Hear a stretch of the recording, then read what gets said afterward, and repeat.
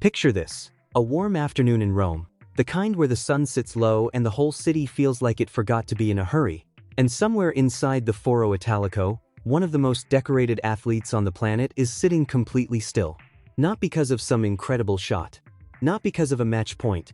Because of the crowd. Because of something in the air that he had spent 30 years chasing inside motorsport, and somehow found it again in a tennis stadium watching a 20-year-old girl from Manila play a second-round match at the Italian Open. And that man was Valentino Rossi. Now, before I tell you what happened next, you need to understand something. Because if you do not know who Valentino Rossi actually is, this story will not hit you the way it should. And trust me, you want it to hit you the way it should. Rossi did not just race motorcycles. He became something that the sport itself could not fully contain. 9 world championships. 115 Grand Prix victories. Decades of going wheel to wheel with Casey Stoner, Jorge Lorenzo, Marc Marquez, the greatest riders the world had ever produced, and coming out the other side more often than not with that grin and a trophy and a crowd that was absolutely losing its mind for him. But here is what separated Rossi from every other champion on the grid. It was never just about the wins. It was about what happened when he showed up. When Valentino Rossi pulled into Mugello, the home of Italian motorsport, 90,000 people in yellow shirts turned that hillside circuit into something that felt almost sacred. They did not just cheer for him. They traveled from every corner of Europe, sometimes every corner of the world, just to stand in the summer heat and scream his name. He knew what that felt like. He had felt it 100 times. So, when he sat down at the Foro Italico that afternoon, expecting a relaxing afternoon of tennis, expecting to be the observer for once in his life, what greeted him instead genuinely stopped him cold. And you need to ask yourself this: what could possibly stop a man like Valentino Rossi in his tracks at a tennis match? Because what greeted him was not polite applause. It was not the quiet, restrained atmosphere that tennis crowds are known for. What greeted him was something else entirely. Red, white, and blue flags as far as the eye could see. Grandmothers packed into the general admission sections, kids sitting on their parents' shoulders. Families who had clearly not slept properly in days, buzzing with the kind of energy that has nothing to do with caffeine. And rising above all of it, bouncing off the marble columns of the Foro Italico like a wall of pure sound, a single chant: Laban Alex. Laban Alex. Over and over. Rossi turned to someone beside him and asked what it meant. And when he was told it was Filipino for fight, Alex fight, something shifted behind his eyes. Because he did not need a translation. He understood it in his body before anyone explained it to him. He had heard his own version of that chant more times than he could count. He knew exactly what it meant to have an entire people inside a stadium refusing to let you fail. Now here is where the story gets interesting. And stay with me because this is the part that changes how you see everything that comes after. The player these tens of thousands of people had traveled to Rome to see was Alex Eala, 20 years old, from Manila. A young woman who had been quietly, methodically, and with zero apology rewriting what anyone thought was possible for Philippine tennis. And let me be very direct about something because this actually matters. What Alex was doing in Rome in May of 2026 was not supposed to happen this fast. Rankings do not move this quickly. These kinds of crowds do not build this fast. Main draw appearances at WTA events, wins against top 50 opponents, that level of consistency on red clay in Europe, none of that was in anyone's 5-year projection for her. But there she was, walking through the tunnel at the Foro Italico, and the place did not just applaud. It erupted, like someone had pressed a detonator. Rossi watched all of this unfold with the very specific attention of someone who is used to being the center of that kind of energy, and had suddenly found himself on the outside of it for the first time. He watched the fans. He watched how they responded to every single rally. How they breathed together, tensed together, exhaled together.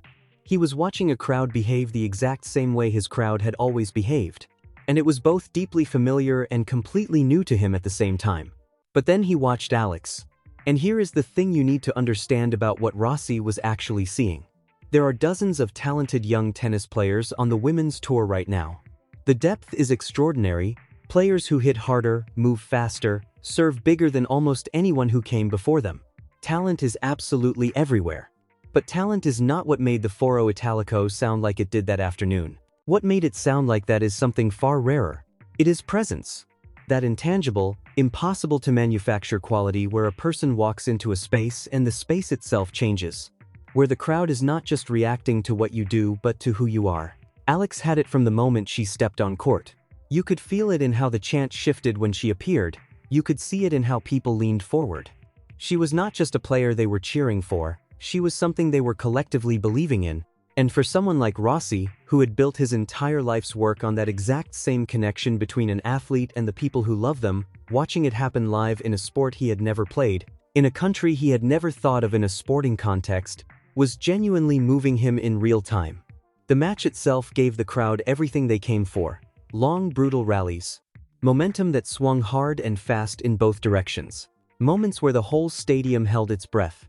Alex was not coasting through anything. She was grinding, fighting, earning every single point the hard way.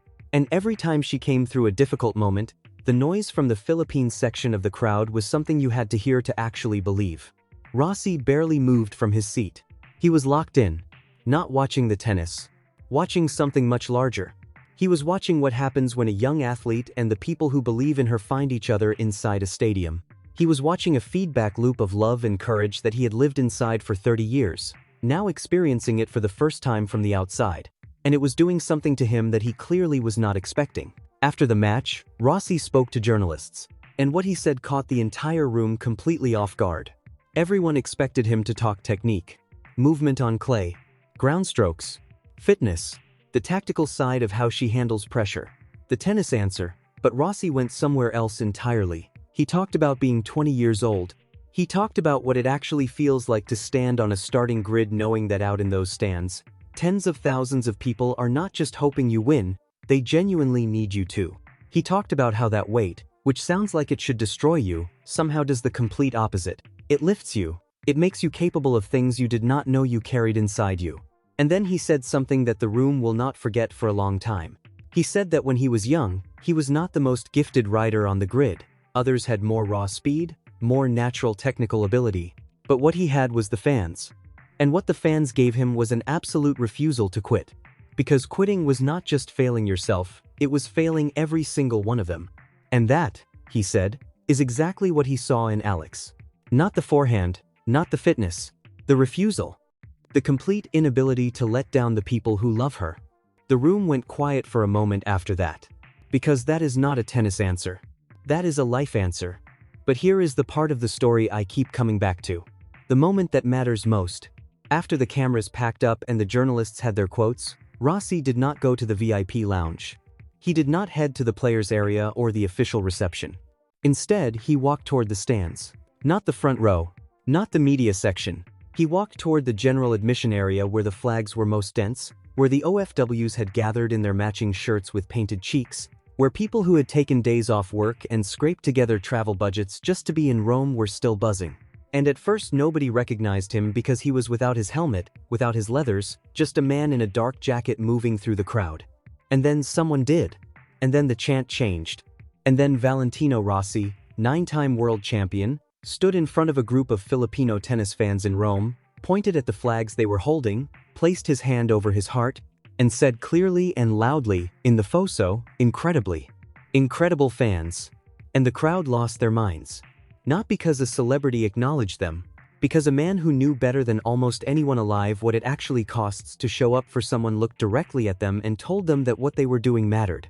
That the sacrifice, the kilometers, the screaming, the flags, the carrying of your entire country inside a foreign stadium, all of it was seen.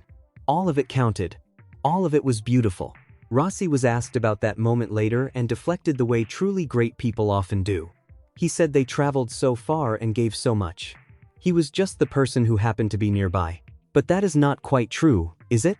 Because most people who happen to be nearby keep walking. After that, he asked to meet Alex directly, a private meeting near the players' lounge. 10 minutes that neither of them has described fully in public, but that both camps confirmed left them genuinely affected. Rossi stood when she walked in.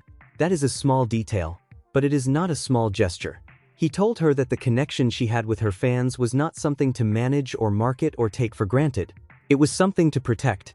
He told her he had watched young athletes with extraordinary talent slowly build distance between themselves and the people who believed in them, and that the distance always cost them something they could never fully get back.